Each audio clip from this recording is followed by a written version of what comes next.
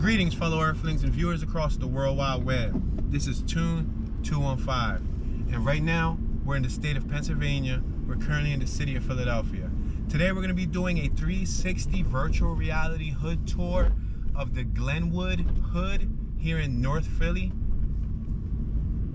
This is a 360 virtual reality interactive video. So what does that mean? If you're new to the VR experience, you can take your mobile device, hold it up, down, left, right. You can look all around at any given time.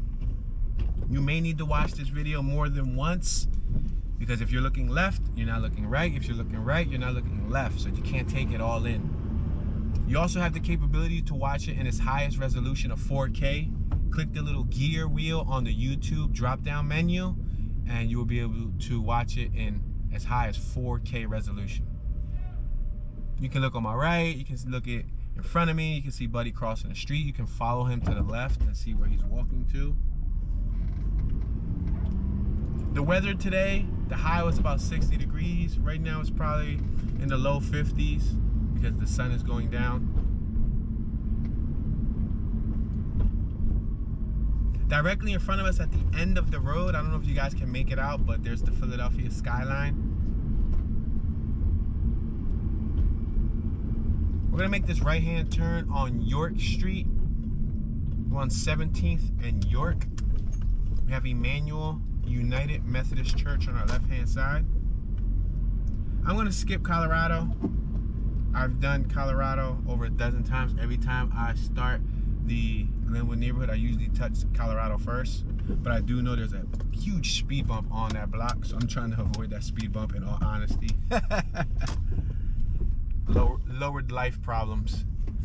Look on our left-hand side. We have an abandoned house that's been closed up by the city. We have a few gentlemen walking towards us as we travel south. On our left-hand side, we have some homes with porches. There's a home for sale. 2347 is for sale.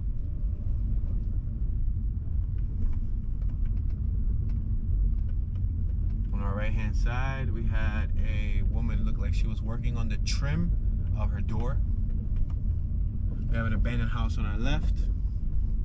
We have another abandoned house on our left with broken windows. Look at, on our left-hand side, they broke the windows.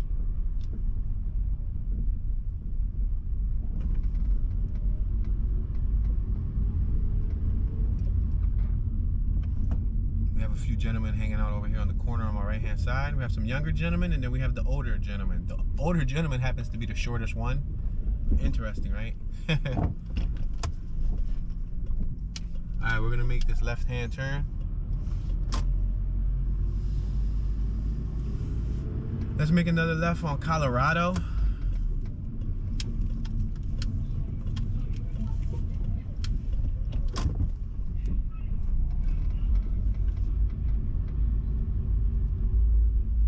Pothole right here, so let me drive over it slowly.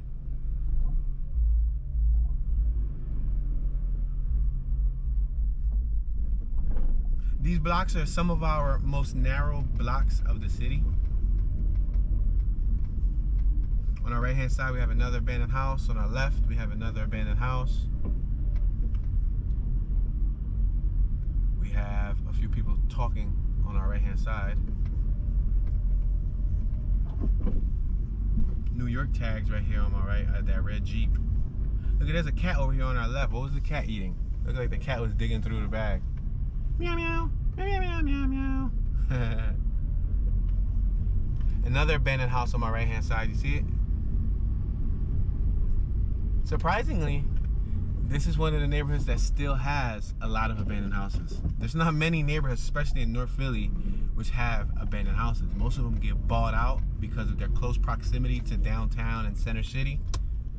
But there's still a good, I would say, 2-3 dozen abandoned houses in this area, scattered throughout the area. All right, let's make this left-hand turn. That was that block that I avoided earlier.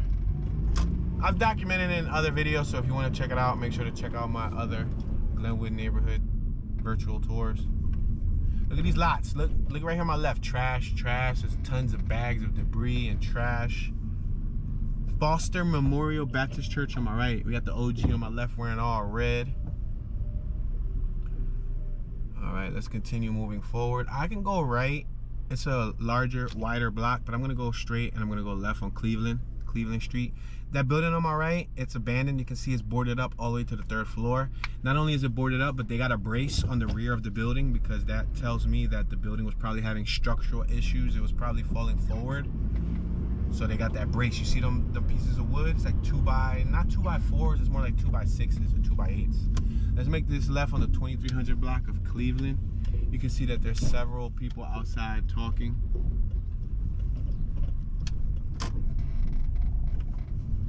This lot on my left looked a bit more clean. This sidewalk looks a bit more clean. It looked like they tried sweeping it.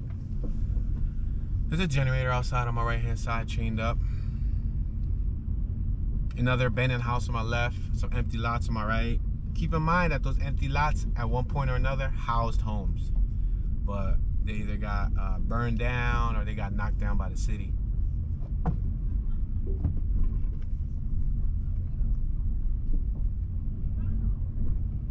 Check out this huge lot on my right hand side. Huge lot, full of trash and debris. We have a gentleman working on his vehicular device.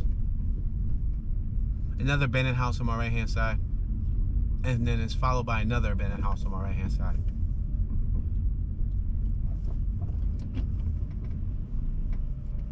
All right, let's continue moving forward, and then we'll go right and then come right back into the Glenwood neighborhood. Now right now I'm kind of surrounding the outskirts or the outer area of Glenwood, just because, like I said, I do that side so much that I want to show you guys the side that doesn't get highlighted as often. Another abandoned house on my left hand side. Then we got the gentleman standing on the steps with his purple grape shirt. Reminds me of grapes. How many of you guys like grapes? What do you like better? Purple grapes or green grapes? What do you like better? To be honest, I'll eat either one. I don't think there's much of a difference. But I will say that when I was a kid, I don't know if it's because I was a kid and I connected purple so closely with grapes, I used to like the Welch's grape soda.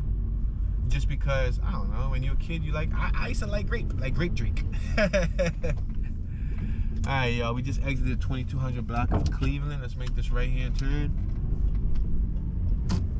Now let's make another right on Gratz, 2200 block of Gratz. We got new Superstar Chinese American restaurant on our left-hand side.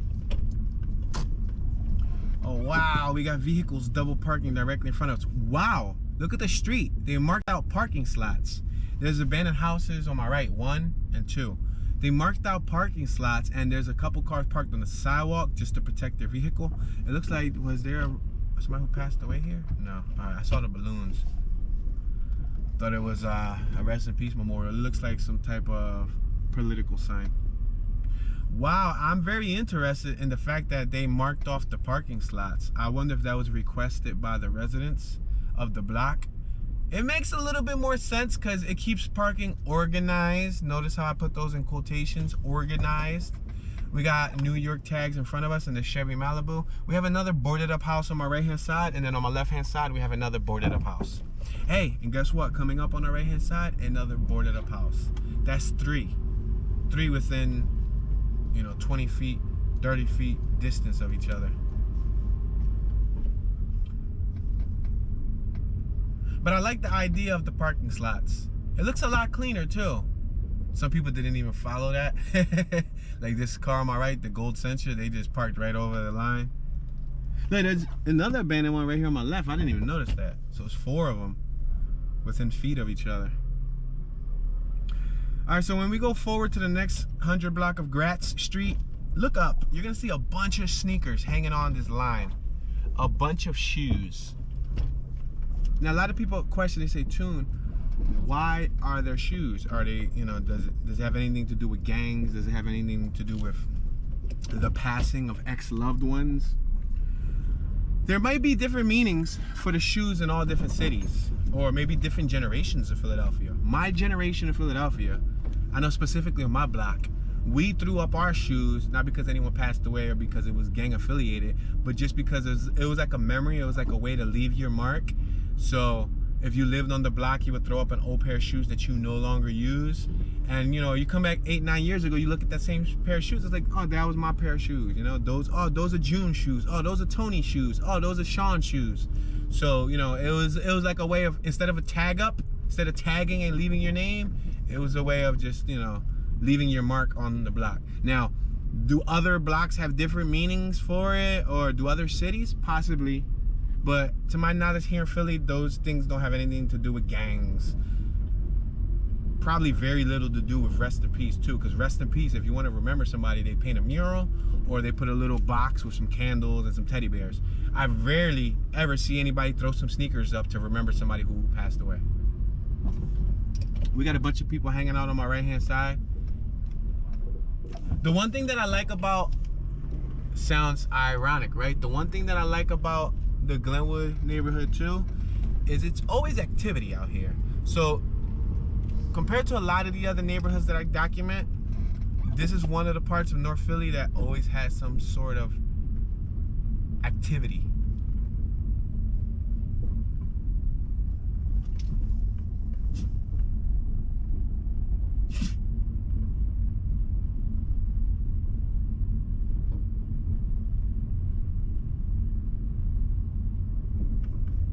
There's another boarded up property on my right, and it's a shame because that front looks nice. The bricks, they look freshly pointed and pressure washed. They look like a nice home, unless it's owned by Philadelphia Housing Authority. A lot of the Philadelphia Housing Authority homes, the Section 8 homes, they have those beautiful bricks, but they're owned by Section 8. Punch buggy, no punch back. We got that red Volkswagen Beetle on our right hand side. All right, let's cross over. Whoa, this car on my left, this Nissan, is blocking the blind spot. That's why you're not supposed to park on the corner, because then you impede the vision of oncoming traffic, like we can't see.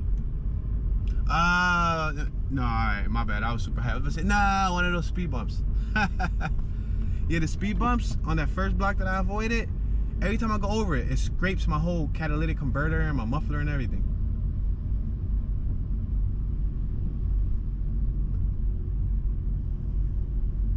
You had a little handicap ramp on my left.